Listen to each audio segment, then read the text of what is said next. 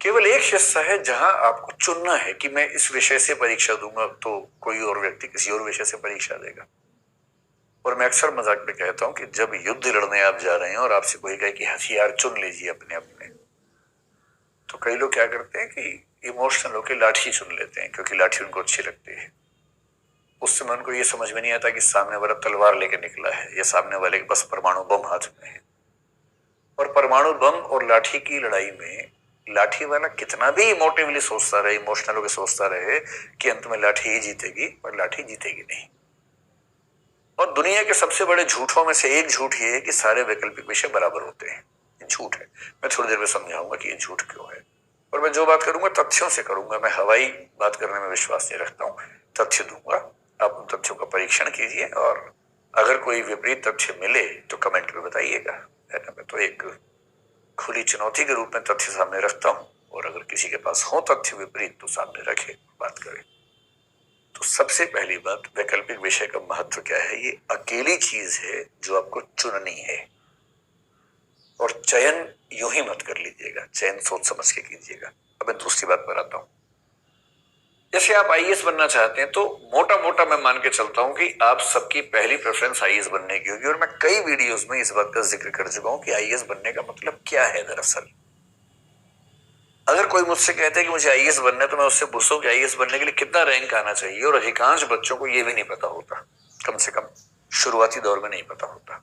मैं आपको बताता हूं, अगर आप जनरल कैटेगरी से हैं तो आपको पहले 90 रैंक में आना पड़ेगा। अभी की स्थिति ये है, और 90 से 2-4 रैंक कम भी हो सकता है, लेकिन सामान्यतः 90 रैंक तक जनरल कैटेगरी में आईएएस मिल जाता है।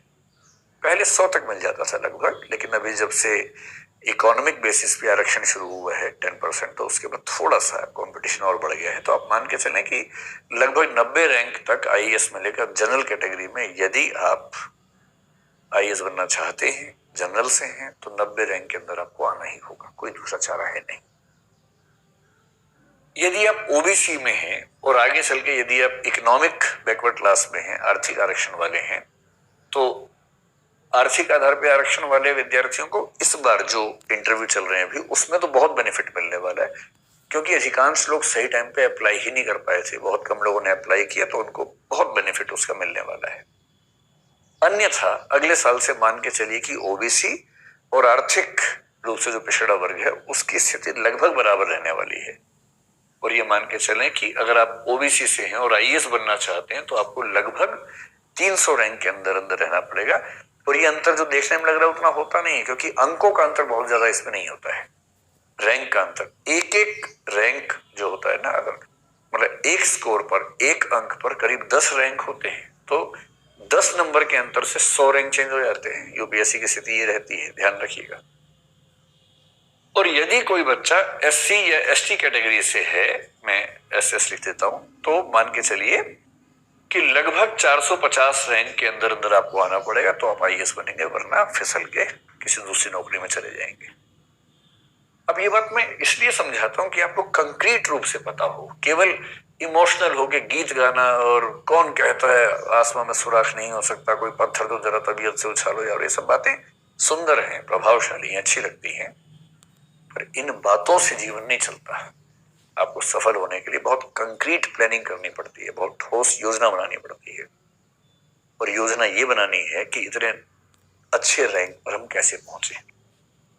अब जो मैं आमतौर पर अपनी वर्कशॉप में नए बच्चों को समझाता हूं, तो मैं क्या करता हूं, उनको बताता हूं कि इस रैंक के लिए कितने नंबर उनको चाहिए, इस रैंक के लिए कितने नंबर चाहिए, और ये 450 जो रैंक है उसके लिए कितने नंबर चाहिए।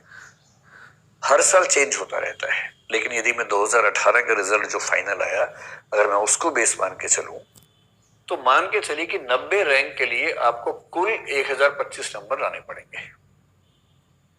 एक आध कम ज्यादा हो सकता है, लेकिन आमतौर पर इतने नंबर 2018 में रहे हैं। ये हो सकता है कि 2017 में ये नंबर थोड़े से ज्यादा रहे हैं, क्योंकि उस साल मार्किंग थोड़ी सी लूज हुई थी जीएस में।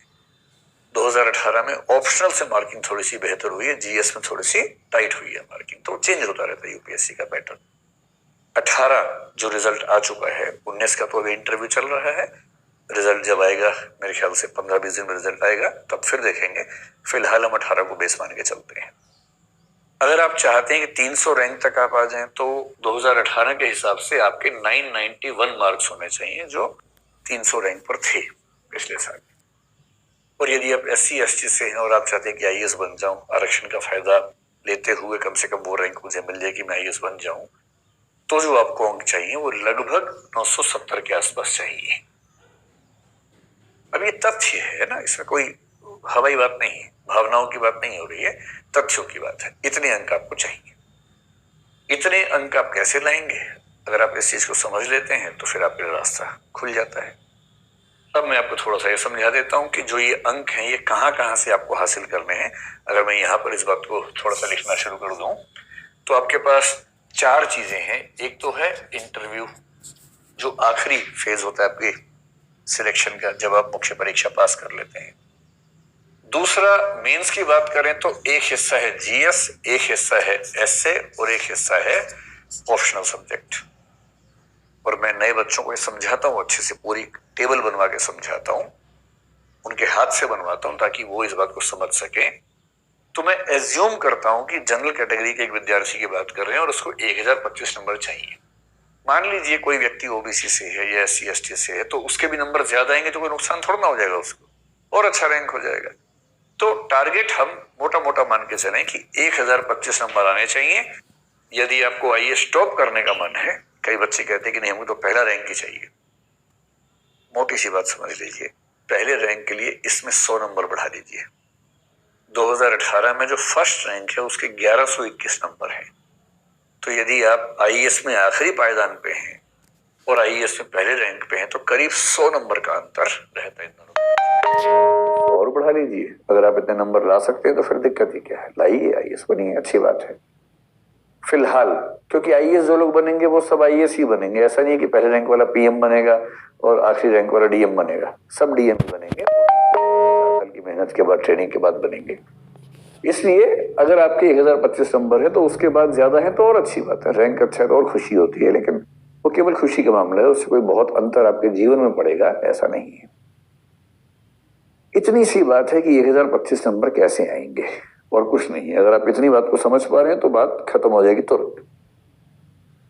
इंटरव्यू में हिंदी माध्यम में एक आध व्यक्ति को छोड़ दो 2018 में तो मैक्सिमम जो मार्क्स हैं वो 168 के आसपास है, केवल 1 या 2 व्यक्तियों को छोड़ के।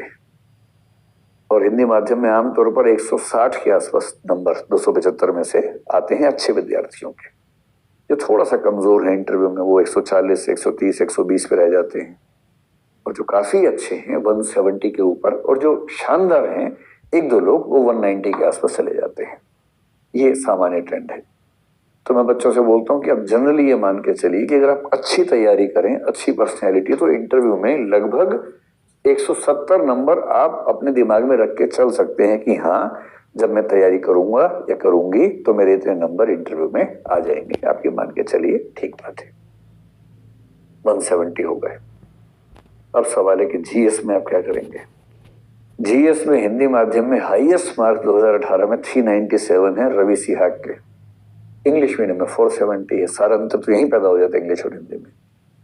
तो 397 के बाद तो आमतौर पर 370s में ही मार्क्स हैं। तो मैं बच्चों से आमतौर पर कहता हूं कि देखो, जो टॉपर है उससे थोड़े से कम दिमाग में रख के चलिए ताकि टारगेट ऊंचा भी रहे, और थोड़ा संभावना लेके चलनी चाहिए कि संयोग से गड़बड़ हो भी सकती है। तो मोटा मोटा मान के चलते हैं कि यदि आप बहुत मेहनत करेंगे 2018 के पैटर्न पे तो 380-85 के आसपास नंबर, बहुत मेहनत करेंगे तो मैं कह रहा हूं इतनी मेहनत की आप पूरा सिलेबस को पी जाएं, लिखने का अभ्यास इतना ज्यादा कर लें, एक भी सवाल ना छूटे, हर सवाल का आंसर बहुत अच्छे से फॉर्मेटिंग हो, डायग्राम्स वगैरह अच्छे अच्छे बने हो, उसके बाद की ये बात है, उससे पहले नहीं है ये बात।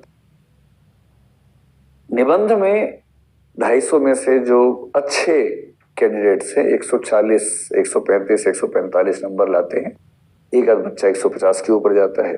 रेयर केसेस में जैसे निशान जैन के 160 नंबर आए थे तो कुछ लोगों के 160 भी आते हैं। लेकिन निबंध में अगर 140 मार्क्स हैं तो इसका मतलब है कि शानदार स्थिति में आप पहुंच चुके हैं। तो मोटा मोटा हम मान लेते हैं 140, या अगर आप खुश होना चाहें तो 145 मान लेते हैं। लीजिए 145 कर लेते हैं। तो मैं मान के चल रहा हूं कि जो बहुत अच्छा उम्मीदवार होगा हिंदी माध्यम में वो लगभग ये स्कोर लेकर आएगा। इंग्लिश मीडियम है तो जीएस में आप मान के चलिए कि आपको 15-20 नंबर का बेनिफिट कम से कम मिल जाएगा, और अगर आप बहुत अच्छे विद्यार्थी हैं तो शायद 30-40-50 नंबर का बेनिफिट कुछ लोग उठा लेते हैं, क्योंकि सारा कंटेंट इंग्लिश में है। एग्जामिनर्स का माइंडसेट भी ऐसा है कि वो अंग्रेजी में ज्यादा सहज रहते हैं। हजारों फैक्टर्स हैं उसके पीछे। इंटरनेट की दुनिया में जितना कंटेंट इंग्लिश में आता है रोज, उसका 1/1000वां भी हिंदी में नहीं आता। हिंदी में सारे अखबार और सब लोग पूरी ताकत झोंक दें तब भी उसके 1/1000 के आसपास ही पहुंच पाएंगे। तो वो सब अंतर है। अब वो अंतर है तो है, उसमें तो हम सब मान के चलेंगे कि ये है। तो कुल मिला के वैकल्पिक विषय के बिना जो स्थिति बन रही है वो ये है कि 570, 650 और ये 700, करीब 700 नंबर पूरे हो गए हैं। यहाँ पर ये 700 अंक हो गए। अब अगर आपको पहले 90 रैंक में आना है तो एक ही तरीका बचता है कि आप 700 से 1025 की जो यात्रा है, ये यात्रा आपको पूरी करनी पड़ेगी वैकल्पिक विषय से ही। और यदि आपके 325 नंबर वैकल्पिक विषय में हैं तो आप ये अनुमान कर सकते हैं कि आप प्रॉपर आईएएस जनरल कैटेगरी से बन सकते हैं। नहीं, इस बात की संभावना ज्यादा है कि वो रैंक आपका ना आ पाए। मैं फिर स्पष्ट कर दूं आपको, हिंदी माध्यम में 13वां रैंक भी आया, 15वां रैंक भी आया और 36वां रैंक, और ये सब भी आए हैं। और ये मैं 2013 के बाद की बात कर रहा हूँ, उसके पहले की बात नहीं कर रहा हूँ। 2013 से पहले वैकल्पिक से 600 नंबर का होता था और 600 में से 350, 360 नंबर कई लोग ले आते थे, यहाँ तक कि 400 भी लाए, 414 नंबर भी लाए। वो सब नंबर आए हैं पहले, बड़ी बात नहीं है। 2013 से जब से वैकल्पिक विषय 500 नंबर का हो गया है, 250 नंबर के 2 पेपर हो गए हैं, तब से ये बहुत बड़ी चुनौती है कि 325 नंबर कैसे लाएं। अब देखिए, जो व्यक्ति 13वें रैंक पे आया या 15वें रैंक पे आया तो सीधी सी बात है कि उसके नंबर उस साल के हिसाब से ज्यादा रहे होंगे। तो वो नंबर कैसे आते हैं? एक तो हो सकता है कि एसए में कमाल हो गया, एक हो सकता है कि इंटरव्यू में कमाल हो गया, एक हो सकता है कि उस साल जीएस में हिंदी माध्यम के नंबर अंग्रेजी माध्यम की तुलना में उतने कम नहीं थे और उस बच्चे ने जीएस में कमाल कर दिया था।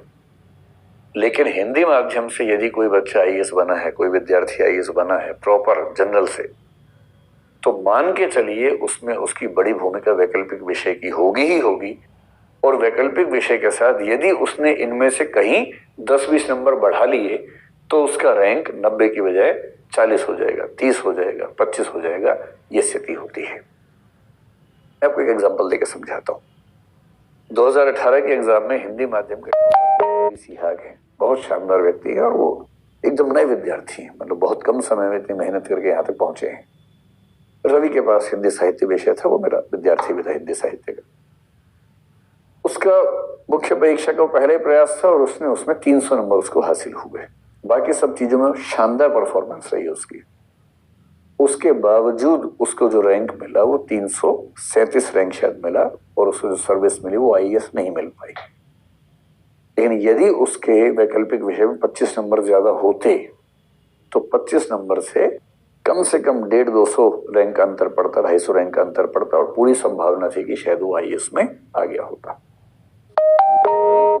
कोई भी व्यक्ति हिंदी माध्यम से टॉपर होने के बावजूद जब तक आप वैकल्पिक विषय में अच्छा स्कोर नहीं करेंगे, बाकी सब में तो करना ही पड़ेगा। वैकल्पिक विषय अकेली वो चीज है जो आपके उस गैप को समाप्त कर सकती है जो गैप बाकी वजहों से बनता है, अंग्रेजी माध्यम से जीएस वगैरह में, वो देखना पड़ता है। तो मोटी मोटी बात जो मैं अब तक बता रहा हूं आपको वो ये है कि यदि आपके 325 नंबर वैकल्पिक विषय में आते हैं तो आप ये मान के चलिए कि आईएएस बनने की संभावना पैदा होती है, बशर्ते बाकी चीजों में भी वैसे नंबर आए जैसा आप सोच रहे हैं।